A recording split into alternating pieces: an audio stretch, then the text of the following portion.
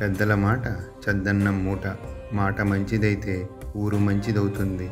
మాట దాని పర్యాయపదమైన వాక్కు కోసం ఎన్నో నానుడులు మన సమాజంలో ఉన్నాయి.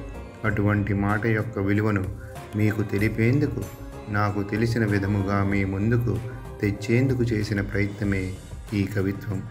సంపాతి నోటి వాక్కు సుగ్రీవుని సైన్యానికి ఊపిరినిచ్చింది.